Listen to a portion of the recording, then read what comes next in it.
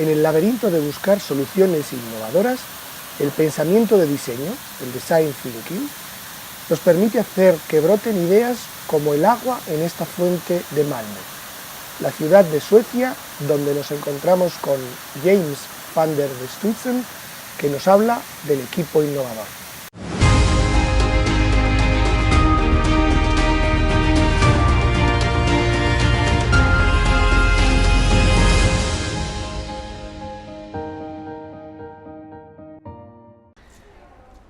The tools of designers, which are things like prototyping, storyboarding, storytelling, have been available to people creating physical products for many years.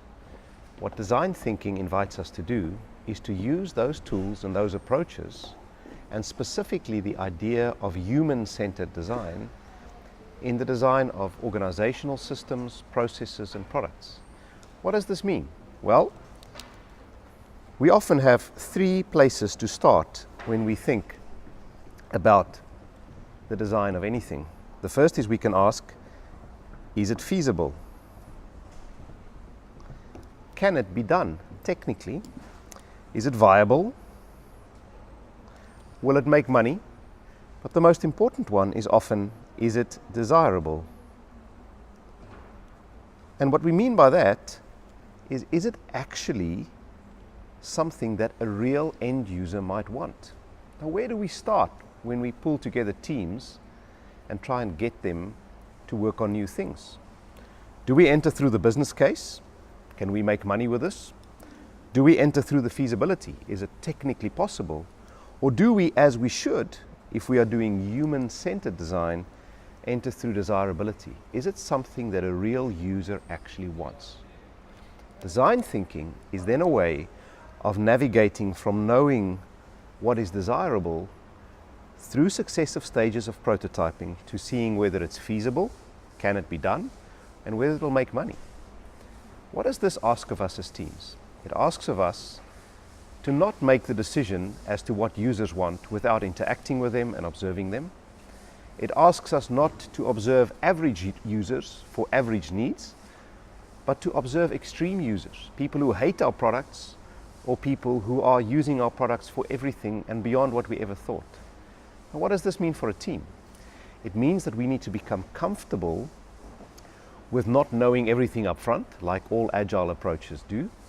But then it asks us to fail in successive circles of prototypes and learn, not think so that we can build, but build so that we can think.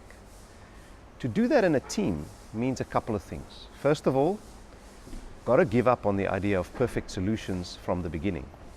You don't have to be slick. It can be a simple drawing on a storyboard, a simple prototype made out of clay, and then to interact with it, put it out in the world, kill it if it doesn't address our needs, experiment, test and try until we find something that truly addresses user needs. So that means that every time we get together as a team, we have to start by saying, who are we solving for? How will we address something very desirable for them? And then, how can we prototype and experiment our way to getting to a really good, relevant solution? It's a completely different way of thinking about team interaction.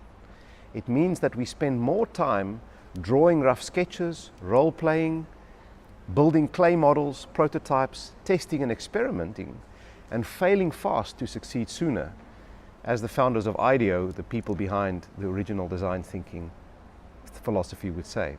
So design thinking allows us as a team to get into an experimental, playful space and develop user-centric solutions by putting our ideas out in the world in a powerful and compelling way, reducing risk, increasing engagement, and making it far more fun to work on things that are actually practical and usable.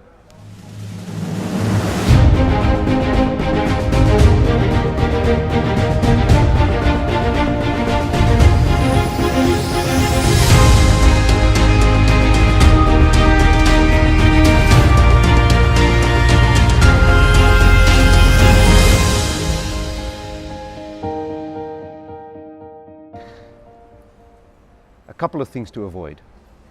Don't think that you know user needs up front.